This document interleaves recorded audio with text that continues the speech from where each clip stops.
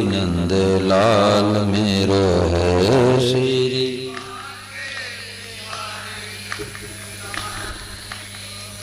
गोविंद मेरो है गोपाल मेरो है गोविंद। श्री बांके बिहारी नंद लाल मेरो है श्री।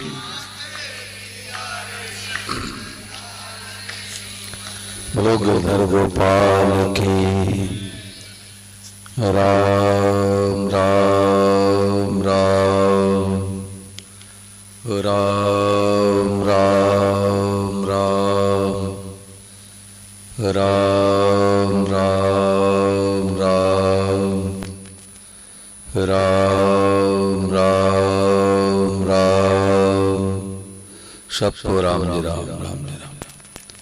भगवते नमः भगवते नमः भगवते नमः।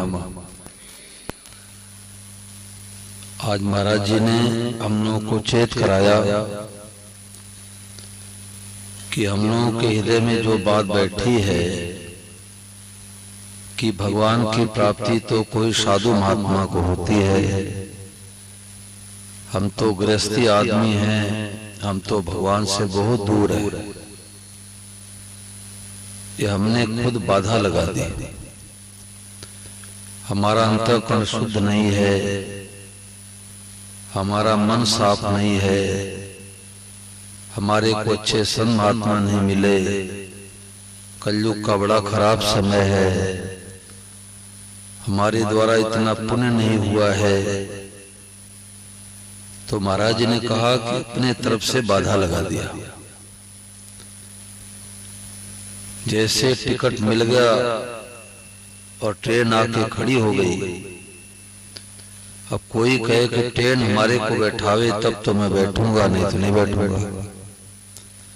तो स्टेशन पर खड़ा रहे। टिकट मिल गया तो हम ट्रेन में बैठने के अधिकारी हो गए। ऐसे भगवान ने जिनको जिनको मनुष्य दिया है सबको भगवान के प्राप्ति का अधिकारी बना के भेजा है। अब खुद ही कोई निराश हो जाए, अब भगवान क्या करे, साधु महात्मा क्या करे। राम जी कहते हैं कि सो परत्र दुख पावई सिर धुनि धुनि पछताए कालय कर्मे ईश्वरे मिथ्या दोष लगाए। ऐसे लोगों को सिर पीट पीट के पश्चाताप करना पड़ता है जो कहते हैं कलयुग का बड़ा खराब समय है। पर एक कलयुग का बहुत बढ़िया समय आया है। त्रेता में, द्वापर में, सतयुग में हवन यज्ञ पूजा पाठ करने से जो लाभ होता था, कलयुग में केवल भगवान नाम कीर्तन से लाभ हो जाता है। विद्यार्थी कम पास होने वाले होते हैं तो अध्यापक ग्रेस मार्क देकर के पास कर देते हैं। तो ऐसे ही इस कलयुग में भगवान के ग्राहक बहुत कम है। मान बढ़ाई, रुपया, भोग, संग्रह के ग्राहक ज्यादा हैं, तो भगवान निठल्ले बैठे हैं। भगवान कहते कोई भगत आ जाए, नकली भी आ जाए तो उसको मछली बना देंगे। जैसे दुकानदार के माल कम बिकते हैं तो 50%, 60% छूट कर देता है। ऐसे भगवान इस समय छूट पर मिल रहे हैं। क्यों भगवान के ग्राहक ही नहीं रहे? तो कालई कर्म, हमारे कर्म अच्छे नहीं है। हमारे कर्म चाहे जैसे हो, भगवान ने कृपा करके मनुष्य ही दे दिया, मनुष्य ही भेज दिया। कालई कर्म ईश्वर मिथ्या दोष लगाया। भगवान ने हमारे भाग्य को ठीक नहीं दिया, हमारी परिस्थिति ठीक नहीं दी। ये सब बहानेबाजी है। देखो, संसार की प्राप्ति 3 चीजों से होती है और भगवान की प्राप्ति एक चीज से होती है। स्वामी महाराज ने कहा कि भगवान की प्राप्ति, संसार की प्राप्ति तो पहले इच्छा करे कि हम करोड़पति बन जाए, करोड़पति बन जाए, करोड़पति बन जाए।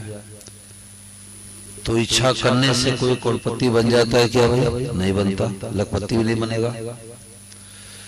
इच्छा के बाद उद्यम करे, खेती करे, नौकरी करे, व्यापार करे, कुछ न कुछ करना पड़ेगा। और तीसरे हमारे भाग्य में, हमारे प्रारब्ध में, नसीब में, लक में, मुकद्दर में, हाथ की रेखा में, माथे की रेखा में करोड़पति बनना होगा तो बनेंगे, नहीं तो लखपति भी नहीं बन पाएंगे। तो संसार की वस्तुएं मिलती है, बेटा हो जाए, पोता हो जाए, मकान हो जाए, दुकान हो जाए, पद प्रतिष्ठा मिल जाए, वाह वाह हो जाए, इसके लिए तीन चीजों की जरूरत, इच्छा, उद्यम, प्रारब्ध यानी भाग्य। और भगवान की प्राप्ति में केवल एक चीज, इच्छा। क्या करे, कहा जावे, किससे पूछे, कौन सी पुस्तक पढ़े, किस संत महात्मा के पास जावे। तो भगवान की प्राप्ति केवल इच्छा मात्र से होती है। स्वामी महाराज ने कहा कि सदाचारी आदमी के भीतर भी यदि लगन नहीं है तो उसको परमात्मा नहीं मिलते।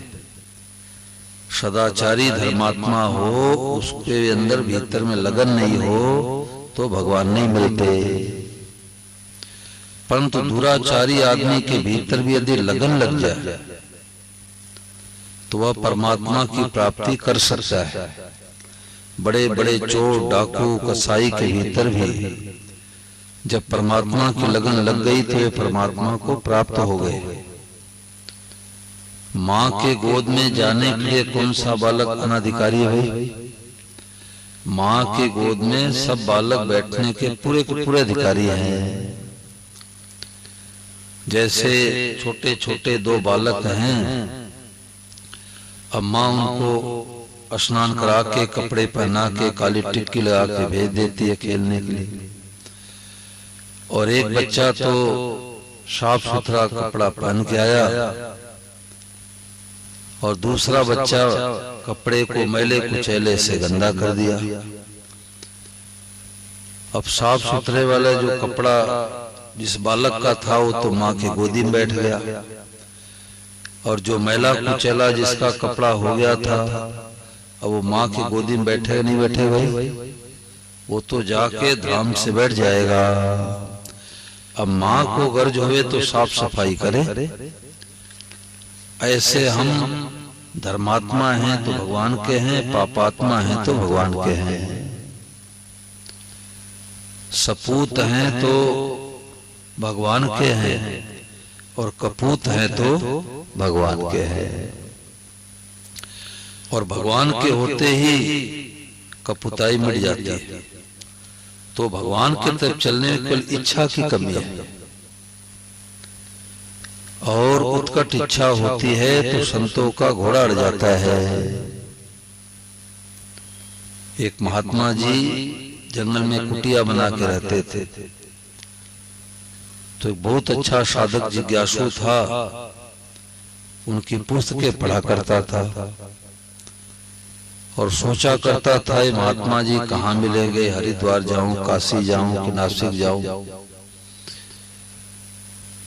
महात्मा जी घोड़ा रखा करते थे, घोड़े बैठ के कभी इस गांव में जाते, कभी उस गांव में जाते, घोड़ा को चारा पानी खिला देते गांव के लोग, बाबा जी भिक्षा मांग के पा लेते, सत्संग करा के आ जाते। एक दिन जब महात्मा जी अपने घोड़ा पर सवार हुए तो घोड़ा अड़ गया। दाएं ले जाना चाहे तो बाएं जावे, बाएं ले जाना चाहे दाएं जावे। तो महात्मा जी ने सोचा भाई आज तक तो हमारा घोड़ा आज्ञाकारी था, आज कैसे अड़ गया? तो इसमें भी कोई न कोई भगवान की इच्छा है। भगवान के भगत होते वो हर परिस्थिति में भगवान की कृपा को देखते हैं। तो महात्मा जी ने सोचा इसमें भी कोई न कोई भगवान की कृपा है। अब लगाम को ढीला कर दिया, घोड़ा जाते जाते सतगृहस्थ के दरवाजे पर खड़ा हो गया। न तो साधक को पता कि वही महात्मा है जिनके वर्षों से हम खोज में लगे हैं, और न तो महात्मा को पता कि ये साधक बहुत जिज्ञासु है, लगन वाला है।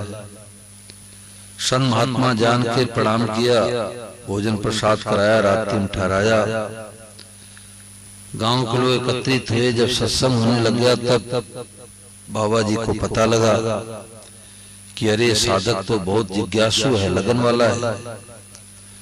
और साधक को पता लगा कि वो हो तो वही महात्मा जिनके वर्षों से मैं पूछ के पढ़ा करता था। तो जब प्रातः काल महात्मा जी जाने लगे तो साधक से बोले, बेटा तुम्हारे अंदर बहुत जिज्ञासा है, लगन है। भगवान की लगन नहीं है, वो तो जीव मुर्दा के समान है। तुम्हारे अंदर बहुत लगन है, हमारा नाम पता ठिकाना लिख लो। तुम्हारे अंदर कोई शंका हो, प्रश्न हो, तुम्हारे को पत्र लिख देना, मैं दोबारा आ जाऊंगा। तो साधक ने कहा कि महाराज अभी आपका आना कैसे हुआ था? तो महात्मा जी ने कहा कि अब की बार तुम्हारा घोड़ा अड़ गया था। तो साधक ने कहा कि महाराज दोबारा फिर घोड़ा अड़ जाए तो आप आ जाना। इसका मतलब क्या हुआ कि साधक के अंदर, भगत के अंदर उत्कट विलासा होती है तो संतों का घोड़ा अड़ जाता है। तो भगवान की प्राप्ति में केवल लगन की कमी है। भगवान ही नहीं देखते गृहस्थी है कि साधु है, ब्राह्मण है कि क्षत्रिय है, वैश्य है कि शूद्र है। भगवान भीतर का लगन देखते हैं, भीतर का भाव देखते हैं। नारद जी महाराज एक रास्ते से गांव से जा रहे थे तो एक भगत इमली के पेड़ के नीचे बैठ करके 10 सालों से माला फेर रहा था। देखा, अरे नारद जी महाराज तो हमारे गांव से जा रहे हैं, हमारे कुटिया की तरफ से जा रहे हैं। दौड़ के गया, चौड़ों में प्रणाम किया। नारद जी महाराज रुको, ठहरो, 5 दिन 10 दिन भोजन प्रसाद पाओ, सत्संग कराओ, आप कहाँ जा रहे हो, जल्दी जल्दी। नारद जी ने कहा, भाई बहुत जोरी काम से मैं तो बैकुंठ धाम जा रहा हूँ, भगवान के पास। अच्छा, भगवान के पास जा रहे हो? बोले हाँ, कोई काम बताओ। तो भगत ने कहा कि महाराज भगवान से ये पूछ लेना कि वो जो भगत है भला गांव का, इमली के पेड़ के नीचे बैठ के 10 सालों से माला फेर रहा है, उसको किस तारीख को आप दर्शन दोगे? तो नारद जी ने कहा, ठीक है, मैं चौथे दिन वापस आऊंगा तो बताते हुए जाऊंगा। अब चलते चलाते नारद जी महाराज पूछ बैठे कि महाराज वो जो सचिन का भगत है और इमली के पेड़ के नीचे बैठ के 10 सालों से माला फेर रहा है, उसको किस तारीख को आप दर्शन दोगे? तो भगवान ने कहा कि जिस लगन से, जिस भाव से माला फेरता है तो उससे कह दो कि जिस इमली के पेड़ के नीचे बैठ के माला फेरता है तो इमली के पेड़ में जितने पत्ते उतने जन्म के बाद दर्शन दूंगा। अब नारद जी तो सिर खुजलाने लगे। वो भगत जो 2-5 माला फेरता वो भी खुट्टी पर टांग देगा। तो नारद जी ने सोचा कि न तो उस रास्ते जाऊंगा, न भगत मिलेगा, न भगत मैं बताऊंगा, और न निराश होगा। अब वो तो दूसरे तल्ले पर खड़ा होकर देख रहा था, चौथा दिन है, नारद जी आएंगे। अब देखा, रे नारद जी महाराज तो दूसरा रास्ता पकड़ लिए। दौड़ के गया, प्रणाम किया, अरे नारद जी आप तो रास्ता भूल गए, हमारे कुटिया का रास्ता तो इधर से है। अब नारद जी फंस गए, अब क्या करें? तो उसने कहा कि आपने भगवान से पूछा था? बोले हाँ भाई पूछा था, थोड़ा और लगन बढ़ाओ। भगत ने कहा, देखो महाराज हमें गोलमोल में उत्तर मत दो, हमें तो स्पष्ट रूप से बताओ कि भगवान ने किस तारीख को दर्शन देने के लिए कहा है, साफ साफ बताओ। तो नारद जी ने कहा कि देखो आप निराश मत हो तो मैं आपको बताऊं। भगत ने कहा कि हम निराश क्यों होंगे, हम तो आपसे पूछ ही रहे हैं। जो नारद जी ने, भगवान ने उत्तर दिया वो हमारे को उत्तर बताओ। तो नारद जी ने कहा कि भगवान से मैंने पूछा था कि जो इमली के पेड़ के नीचे बैठ करके 10 सालों से माला फेर रहा है, उस भगत को किस तारीख को दर्शन दोगे? तो भगवान ने कहा कि नारद जी ने कहा कि भगवान ने उत्तर दिया कि उस भगत से कह दो कि इमली के पेड़ में जितने पत्ते हैं उतने जन्म के बाद दर्शन दूंगा। और जैसे उसने सुना कि वो हो भगवान दर्शन देंगे, वो तो भाव विभोर हो गया, नाचने लग गया।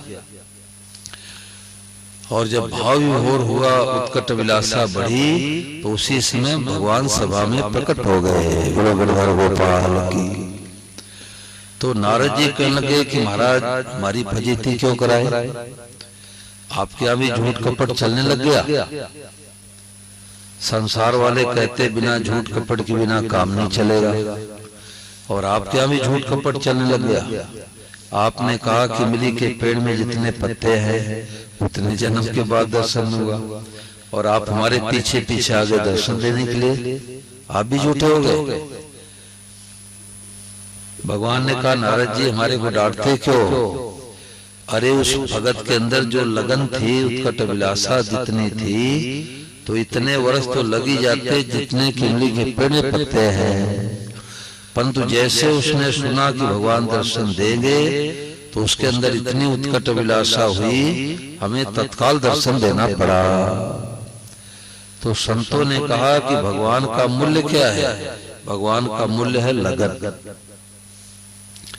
लगन नहीं है तो बड़े बड़े धर्मात्मा महात्मा को भगवान नहीं मिलते, और लगन हो तो भगवान पापी को मिल जाता है। तो भगवान की तरफ चलने में केवल लगन की कमी है। क्या करे, कहा जावे, किससे पूछे? स्वामी महाराज जी के समय में बहुत लास्ट में एसटीडी वगैरह हुआ था, मोबाइल वो भी शायद नहीं हुआ था, परंतु जो महाराज जी की पुस्तकें पढ़ते तो महाराज जी को ढूंढ करके पहुंच जाते। क्यों? क्योंकि महाराज जी की पुस्तकों में बड़ी विलक्षणता है, जादू है। मैं तो कहा करता हूं कि इस दुनिया में लोग सोते हीरा जवाहरात सोना चांदी सबसे कीमती है, परंतु इस दुनिया में सबसे कीमती है तो परम श्रद्धेय स्वामी जी राम सुखदास जी महाराज जी की पुस्तकें। और जिनको महाराज जी की पुस्तकें मिल गई तो समझ लो दुनिया का सबसे बड़ा भाग्यशाली है। क्यों? महाराज जी का भाव था कि जीव का उद्धार कल्याण कैसे हो जाए। देहरादून के रहने वाले श्री राजेंद्र कुमार धान जी महाराज जी की पुस्तकें लिखा करते थे, अभी भी लिखते हैं। तो महाराज जी उनसे कहते कि देखो ये भाव बना के लिखो कि पढ़ते ही पढ़ने वाले का कल्याण हो जाए। ये अंदर भाव महाराज जी के था। इसलिए महाराज जी की पुस्तकों से बहुत लोगों को लाभ मिलता है, तत्काल शांति मिलती है। एक प्रदेश से घटना है कि एक बहन के पति मिलिट्री में थे, तो रस्से पर ऊपर चढ़ाते रहते, ट्रेनिंग देते रहते। तो बहुत ऊंचाई पर जब चढ़े तो रस्सा कमजोर था, रस्सा टूट गया। अब नीचे गिर गए, छाती में उनको चोट लगी। तो 5-6 महीने के अंदर उनका सही पूरा हुआ। अब वो गांव की बहन की पत्नी, छोटे छोटे 3 बेटे, बड़ी दुखी हुई तो अपने भाई के घर पर गई थी। तो अलमारी में स्वामी महाराज जी को एक पुस्तक मिल गई। तो स्वामी महाराज जी की पुस्तक में ये विशेषता है कि कोई सा भी पुस्तक का कोई सा भी पेज खोल लो, आंख मूंद करके भले खोल लो, तो ऐसा लगेगा कि महाराज जी हमारे लिए बात लिख रहे हैं। तो अलमारी में पुस्तक मिली तो अक्षर बैठा बैठा पढ़ने लग गई, कम पढ़ी लिखी। तो पढ़ते उसको शांति मिली। तो उसने अपने भाई से कहा कि भैया इस पुस्तक से मेरे को बड़ी शांति मिल रही है। तो उसके भाई बोले कि ये बड़े उच्च कोट के महापुरुष की लिखाई पुस्तक है, इसको जरूर पढ़ना, तुम्हें बड़ी शांति मिलेगी। अब वो बहन एक दो पुस्तक लेकर के आई, पढ़ने लगी, तो उसको बड़ा रस मिला, आनंद मिला, शांति मिली। तो उसके भाई गीता भवन ऋषिकेश आया जाया करते थे गर्मी के दिनों में, तो अपने सासू को साथ में लेकर के ऋषिकेश आई महाराज जी के पास में। तो लगभग 15-18 दिन उसने सत्संग सुना। तो जब जाने लगी तो उसने एक बात मेरे से बताई। उसने कहा, हमारे को तो बुढ़ऊ स्वामी जी ने जिला दिया, नहीं तुम्हें चिंता करते करते मर जाते। अब देखो, गांव की रहने वाली बहन, परंतु महाराज जी की पुस्तकों से शांति मिल गई। तो भगवान की तरफ चलने में केवल लगन की कमी, लगन। रुपया कमाने के लिए रात दिन एक कर देते हैं। अभी हम बिरार से आ रहे थे बंबई की तरफ से, तो मैंने देखा 10:30 बजे की लगभग ट्रेन थी। तो लोग ड्यूटी पर ऑफिस में जाने के लिए दौड़ रहे थे, क्या माताएं, क्या बहनें, क्या भाई। किस लिए? रुपए के लिए। अब भगवान के लिए इतने दौड़ते हैं क्या भाई? भगवान के लिए दौड़ लगाते हैं। ठीक है, कभी सत्संग मिल गया तो कर लिया, नहीं जयराम जी। तो जितना लगन लगा करके रुपया कमाने की चेष्टा करते हैं, उतनी जरूरत है भगवान की तरफ चलने की। तो ये भगवान की बड़ी भारी कृपा हुई है, तब महाराज जी की पुस्तकें आप लोगों को मिल रही है। तत्काल शांति होती है।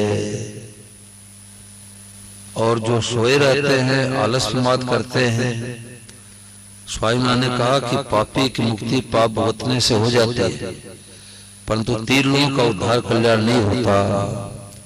अपराधी की मुक्ति नहीं होती, अपराध कर लिया, क्षमा नहीं मांगा तो मुक्ति नहीं होगी। दूसरे कर्जदार की मुक्ति नहीं होती, कि इससे 1000, 500, लाख, 2 लाख, 5 लाख रुपए कर्जा ले लिया और वापस नहीं दिया तो बैल बन के आना पड़ेगा, गधा बन के आना पड़ेगा, कुत्ता बन के आना पड़ेगा, बेटा बेटी बन के आना पड़ेगा कर्जा चुकाने के लिए। इसलिए संतों ने कहा, भूखे रह जाओ परंतु कर्जा मत लो, और कर्जा लो तो पाई पाई चुकता कर दो। तो अपराधी की मुक्ति नहीं होती, कर्जदार की मुक्ति नहीं होती, तीसरे आलसी व्यक्ति की मुक्ति नहीं होती। जो आलस प्रमाद में पड़े रहते हैं, उनकी मुक्ति नहीं होती। हरियाणा में कहावत कहते हैं कि जो सोए रहते उनकी भय तो पढ़ाई भी आती है। पहाड़ी सब चाहते, पढ़ा नहीं चाहता, जिसको पड़िया कहते हैं। पहाड़ी मतलब पड़िया और पाड़ा मतलब पड़वा। तो 2 मित्र थे, तो मेले में गए।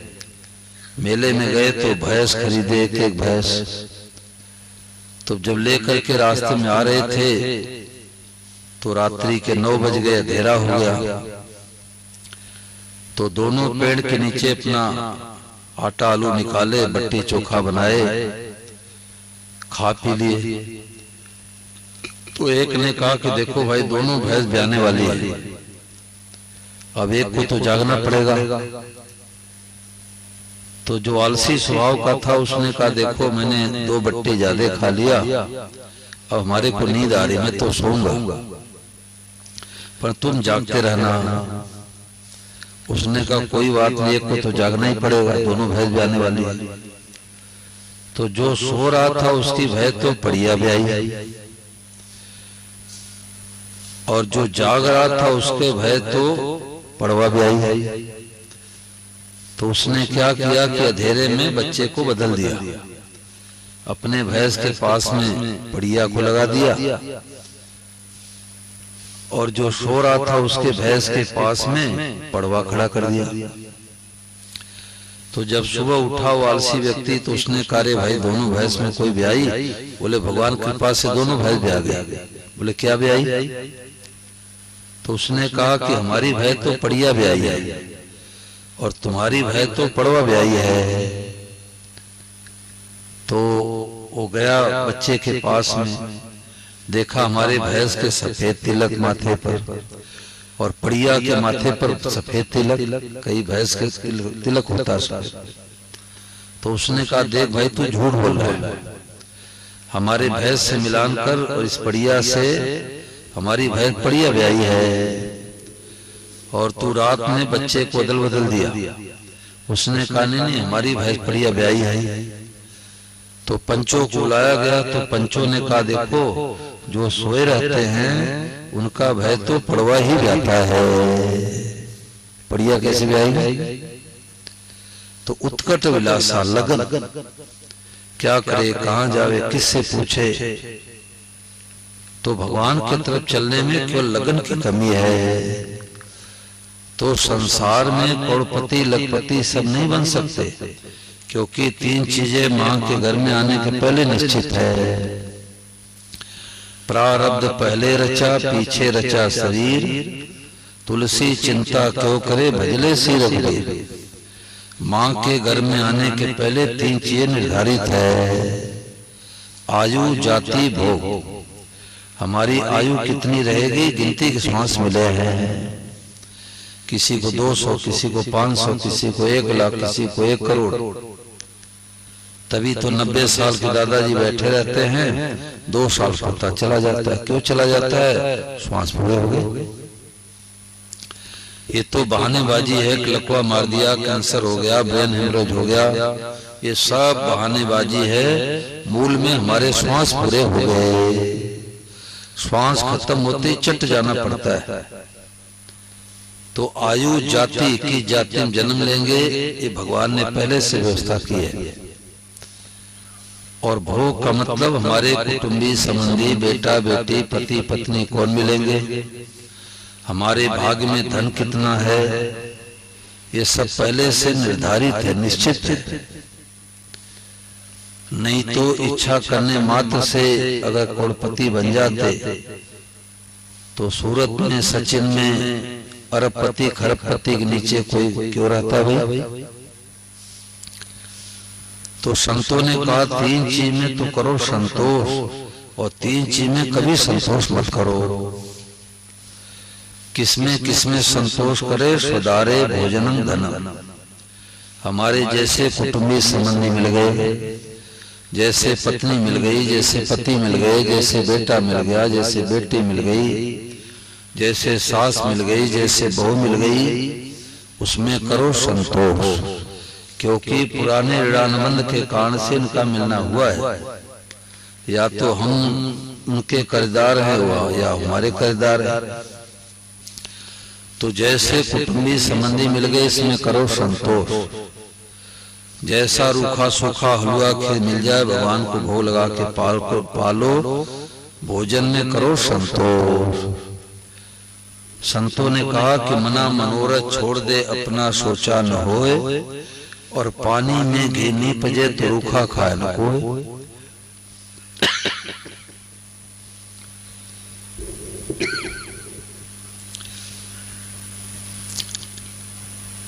यदि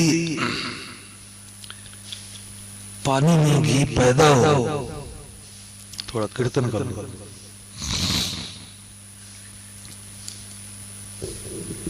कीर्तन कर लो। श्री राम जय राम जय जय राम, बोलो श्री राम। श्री राम जय राम जय जय राम, श्री राम। ओम श्री राम जय राम जय जय राम, श्री राम। बोलो गिरधर गोपाल की जय। तो संतों ने कहा कि मना मनोरथ छोड़ दे, अपना सोचा न होए, और पानी में घी नहीं पजे तो रूखा खाए न को। यदि पानी में घी पैदा हो तो सूरत वाले रोजाना चकाचक हलवा बना के खाए, रूखी रोटी कौन खावे। तो बढ़िया बढ़िया रोजाना भोजन मिले है, ये किसी के हाथ की बात नहीं है। तो स्वदारे भोजनम धनम, ये तीन यानी जितना धन मिला है उसमें करो संतोष। तीन चीज में करो संतोष और तीन चीज में कभी संतोष मत करो। जप में, दान में, स्वाध्याय में। भगवान के नाम का खूब जप करो, माला फेरो। भगवान ने दिया है, दान पुण्य करो। नहीं दिया है तो आपके ऊपर टैक्स लागू नहीं होगा। इनकम है तो टैक्स है और नो इनकम तो नो टैक्स। तो जप में, दान में और स्वाध्याय में अच्छी अच्छी पुस्तकें पढ़ो। इन तीन चीज में कभी संतोष नहीं करना चाहिए। और स्वदारे भोजनम धनम, तीन चीज में संतोष करना चाहिए। तो हम लोग क्या करते हैं कि भगवान की तरफ चलने में तो कर लेते हैं संतोष और संसार में करते असंतोष। यही गलती, यही भूल है। संतों ने कहा कि हमारा भाग्य रूपी बर्तन जितना है उतना ही जलाएगा। 2 लीटर का पात्र है तो चाहे टंकी में डुबाओ, चाहे कुएं में डुबाओ, चाहे समुद्र में डुबाओ, उतना ही पानी आएगा। ऐसा नहीं कि टंकी में डुबाओ तो 1 लीटर आवे, कुएं में डुबाओ तो 6 लीटर आवे और समुद्र में डुबाओ तो 18 लीटर आवे। ऐसा नहीं है। जितना हमारा भाग्य रूपी बर्तन है उतना ही जलाएगा। तो तीन चीज में तो करो असंतोष, तीन चीज में करो संतोष। अब इसमें किसी मन में कोई बात है पूछो भाई। आज का जो विषय चला है, आज का जो टॉपिक है कि भगवान की तरफ चलने में केवल लगन की कमी है और कोई कमी नहीं है। लगन। इसमें कोई बात पूछो। बताओ शर्मा जी, आपकी बात पूछो। जो विषय चला है, विषय पूछने से वो विषय खुलासा होता है, साफ होता है। जब हमें पता लग गया कि हमारे भाग में जितना उतना ही धन आएगा तो हम झूठ कपट बेईमानी क्यों करें? झूठ कपट बेईमानी करेंगे उसका दंड मिलेगा। नहीं चले उसके घर रिश्वत, नहीं चले चालाकी, भैया उसके लेन देन की रीति बहुत है बाकी। डरते रहो या जिंदगी बेकार न हो जाए, सपने में किसी जीव का अपकार न हो जाए। करो तो हित करो, अहित अपने बैरी का भी मत सोचो। तो लगता है कि झूठ कपट बेईमानी करने से धन ज्यादा आएगा। अगर झूठ कपट बेईमानी करने से धन ज्यादा आता तो स्वामी महाराज ने कहा कि जेब कतरों को तो अरबपति बन जाना चाहिए था। क्यों नहीं बन पाते? बोलो। जो जेब काटते रहते हैं उनको तो अरबपति खरबपति बन जाना चाहिए था। तो धन आता है भाग्य से, पुरुषार्थ तो करनी है। कर्मणे वाधिकार अस्ते मां फलेषु कदाचन। कर्म में तुम्हारा अधिकार है, फल में नहीं है। फल भगवान के हाथ में है। सुनो भरत भावी प्रबल बिलक कहो मुनिनाथ, हाँ नीलाभ जीवन मरण जस जस विधिहात। ये 6 चीजें भगवान ने अपने हाथ में ले रखा है। हाँ, व्यापार में हानि होगी कि लाभ, ये भगवान के हाथ में है। व्यापारी के हाथ में है कि सुचारू रूप से, बढ़िया ढंग से, कर्मठता से, लगन से अपने व्यापार को करे और भगवान का मान के करे तो भजन हो जाए। तो नफा नुकसान होना भगवान के हाथ में, मनुष्य के हाथ में नहीं है। कई भोले भाले लोग कहते हैं कि भगवान के मर्जी के बिना पत्ता नहीं हिलता, तो पाप भी भगवान ही करवाते हैं, ऐसे करके छुट्टी पा लेते हैं। परंतु ऐसे लोगों को नरकों में जाना पड़ता है।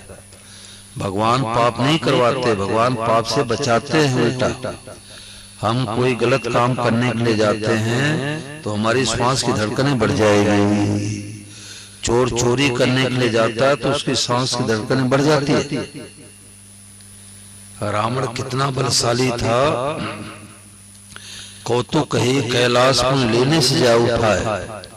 मनो तौल निज बाहुबल चला बहुत, मनो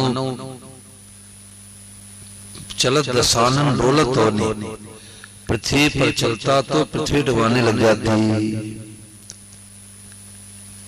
और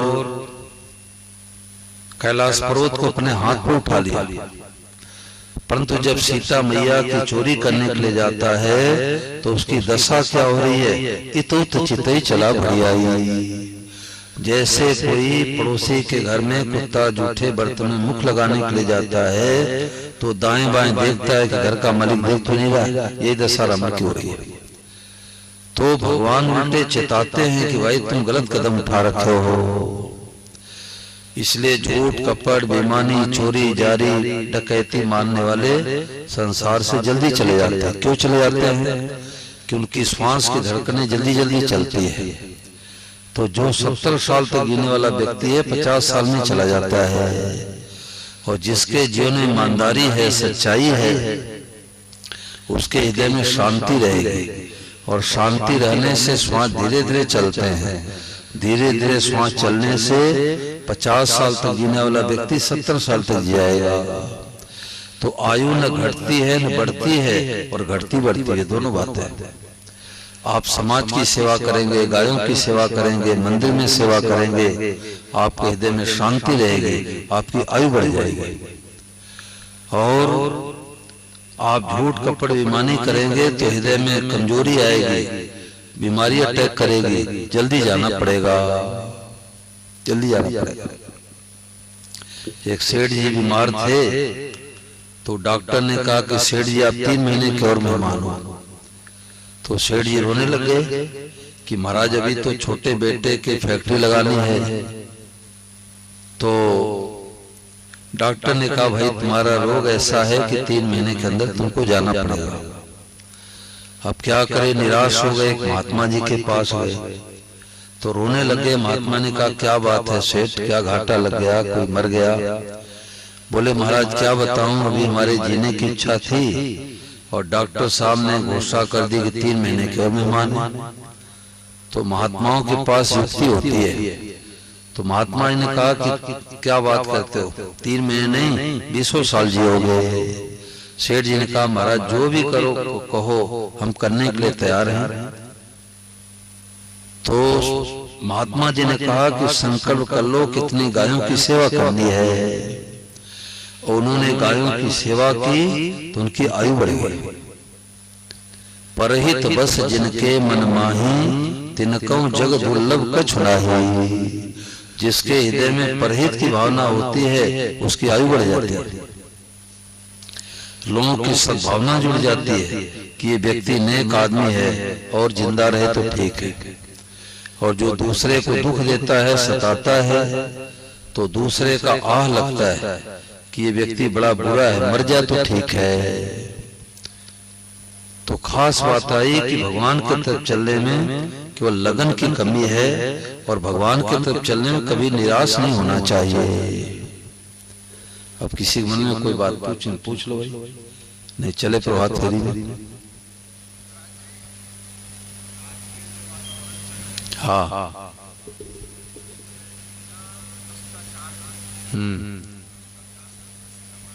हाँ भ्रष्टाचार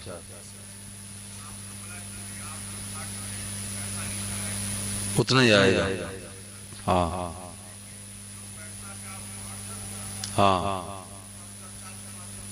हाँ वो पैसे टिकेंगे नहीं, वो पैसे टिकेंगे नहीं। शास्त्रों में आया है कि जो बेईमानी पूर्वक धन अर्जित किया जाता है वो 10 से 11 वर्षों तक केवल टिकता है। उसके बाद चाहे डॉक्टर के पास चला जाएगा, चाहे वकील के पास चला जाएगा, चाहे चोर डाकू के पास चला जाएगा, वो धन टिकेगा नहीं। देखो एक सत्य घटना सुना देता हूँ। चोरू की घटना है। श्री जयदयाल जी बुंदका जी और 2-4 लोगों ने सुना कि कोई माहेश्वरी का बेटा बीमार चल रहा है। कई वर्षों बीमार चल रहा था, अब तब लगा था। तो लोगों ने कहा चलो भाई थोड़ा कीर्तन सुना दे, गीता का पाठ सुना दे। तो ये लोग गए तो बोले कि वो लड़का अपने पिताजी को रोते हुए देख रहा था। पिताजी रो रहे थे, हमारा जवान बेटा जाने वाला है।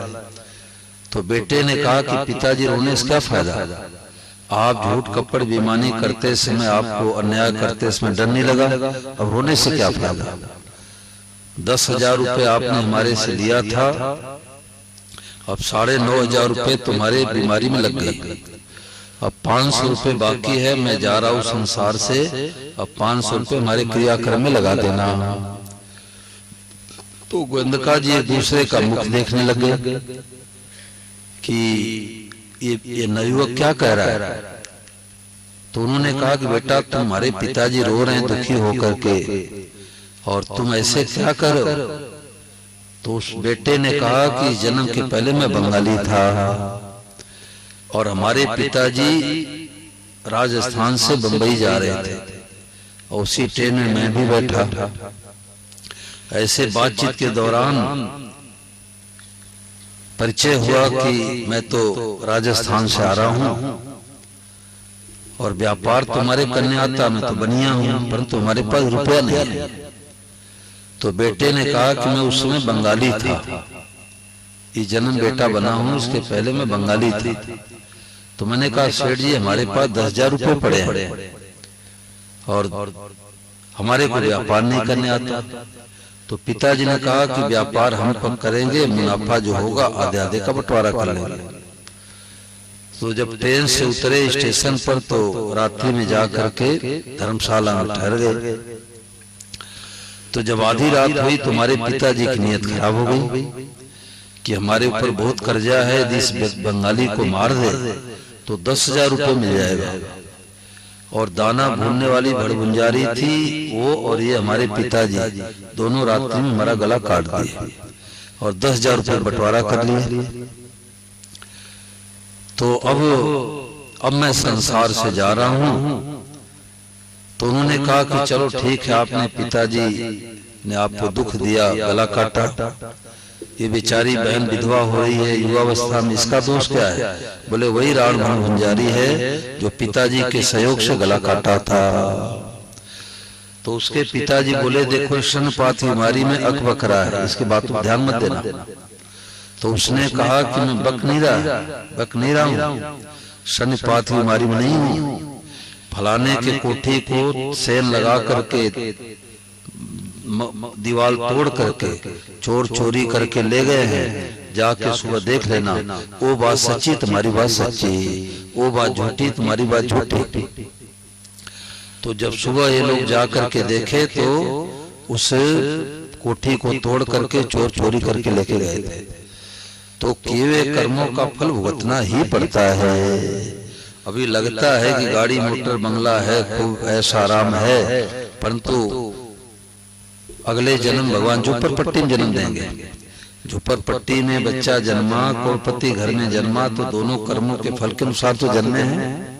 बोलो दोनों कोई अपराध था क्या। परंतु एक तो रिक्शा चलाने वाले के घर में जन्मा और एक करोड़पति घर में जन्मा, तो दोनों का भाग्य अलग अलग, कर्म अलग अलग, तो किए कर्मों का फल भुगतना ही पड़ता है। जो अन्यायपूर्वक धन कमाते हैं उनका रुपया मांस में, मदिरा में, वेश्या के पास पहुंचता है। इसलिए जो ईमानदारी सच्चाई से धन आता है उससे शांति मिलती है। कल एक सज्जन बोल रहे थे ना कि अब झूठ कपड़े बेईमानी तो करना ही पड़ेगा, शांति नहीं मिलेगी। झूठ कपड़े बेईमानी करोगे तो शांति नहीं मिलेगी, आयु कम हो जाएगी। ठीक है ना। हाँ, मेहनत परिश्रम से कमाओ, मेहनत का धन टिकता है, बेईमानी का धन नहीं टिकता। बोलो गिरधर गोपाल की। चलो सब चलते हैं प्रभात फेरी में।